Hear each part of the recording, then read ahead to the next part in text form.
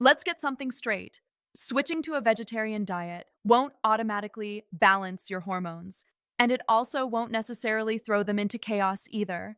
But here's the thing almost no one tells you: your hormones don't just react to what you eat, they respond to what your body absorbs, how your liver detoxifies, and even how your gut bacteria interpret the plant compounds you feed them.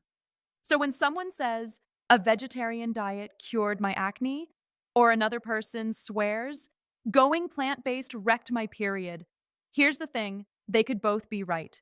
Each body reacts differently, and that means both stories can be true from their body's perspective. Today, we're diving into what the science actually says about vegetarian diets and hormone balance.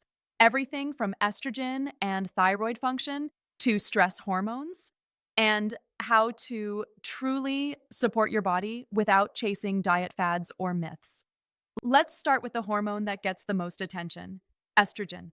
Plants like soy, flax, and certain grains contain compounds called phytoestrogens, which literally means plant estrogens. They aren't identical to your body's estrogen, but they're close enough in shape that they can bind to estrogen receptors. Now, here's where it gets interesting. These plant estrogens are much weaker than the ones your body makes, about 100 to 1,000 times weaker. So, when they attach to your receptors, they only send a soft signal compared to your natural estrogen, which sends a strong one. This means that soy doesn't actually raise your estrogen levels. What it does is modulate how estrogen behaves in your body, and that can be either incredibly helpful or mildly disruptive, depending on your current hormonal state. Here's what I mean. If you're someone who struggles with estrogen dominance, meaning you're probably experiencing things like PMS, bloating, breast tenderness, or heavy cycles, your body may already have too much estrogen activity going on. In that case, soy can actually help. Those weaker plant estrogens compete for the same receptor parking spots as your stronger human estrogen. Think of it like musical chairs. If soy molecules grab a few chairs first, your body's powerful estrogens have fewer places to sit. That lowers overall estrogenic activity in your tissues, so symptoms like water retention, cramps, or mood swings often calm down. But here's the flip side. If your estrogen is already low, maybe you're in perimenopause, menopause, or under chronic stress, soy can sometimes make you feel worse at first because those same weak phytoestrogens bind to your receptors, but they only partially activate them. So instead of giving you the strong estrogen signal your body's craving, they give you a whisper. That can mean more dryness, irritability, or night sweats, especially if your body hasn't adapted yet. However, there's a nuance most people miss. Over time, moderate soy intake can actually help balance symptoms for some low estrogen women. That's because your body learns to respond more sensitively to the weaker signals. And in tissues like the brain and bones, even a mild estrogenic effect can protect against things like bone loss and hot flashes. So, really, soy isn't the villain or the hero. It's a modulator. It helps tone down estrogen when it's too high, and it can softly boost it when it's too low. The difference comes down to your individual hormonal baseline, your gut bacteria, and how well your liver clears out old estrogen. And that's why two women can eat the same tofu stir fry.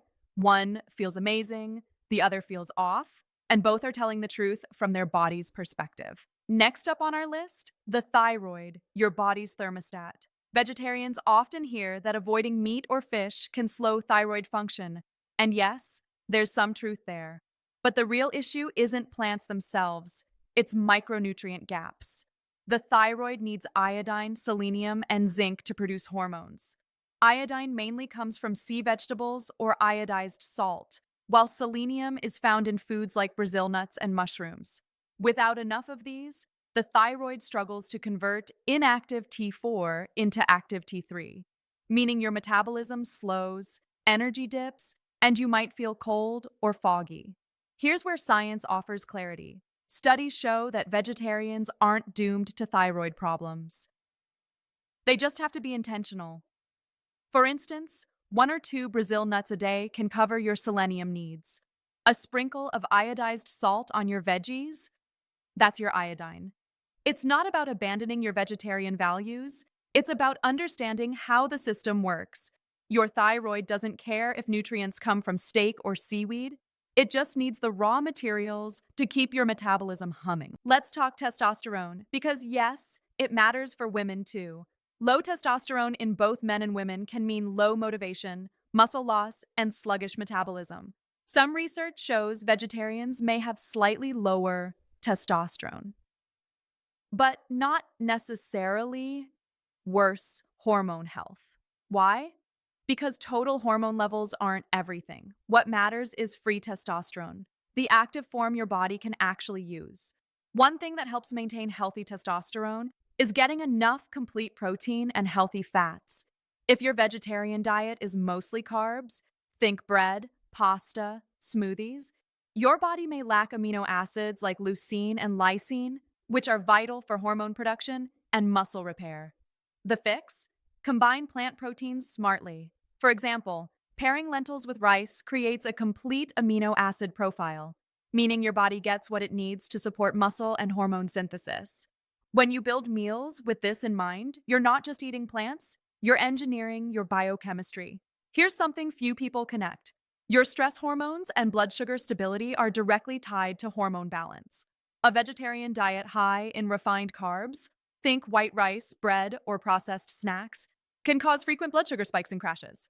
Each crash triggers cortisol, your main stress hormone, to rise. Over time, this keeps your body in a fight or flight mode, making it harder to regulate sex hormones or thyroid hormones. The solution isn't to ditch carbs, it's to stabilize them. For example, adding a handful of nuts or seeds to your oatmeal slows glucose absorption and keeps cortisol in check. Balanced blood sugar equals balanced mood, energy, and hormones. Let's bring this home with some clarity. If you're vegetarian and struggling with mood swings, fatigue, or irregular cycles, it doesn't mean your diet is broken. It means your inputs need tuning. Start with these science-backed principles. Diversity feeds hormonal balance. Different plant fibers fuel different bacteria, which help metabolize hormones efficiently. Micronutrients matter. Small deficiencies, like in zinc, B12, or omega 3s, can quietly disrupt everything from mood to metabolism. Blood sugar balance is hormone balance. Each meal should include fiber, fat, and protein. Not just plants, but structured meals. And maybe the most important part? Stop guessing. Simple blood work can reveal where your nutrient and hormone levels really stand. Once you know, you can use food strategically, not reactively.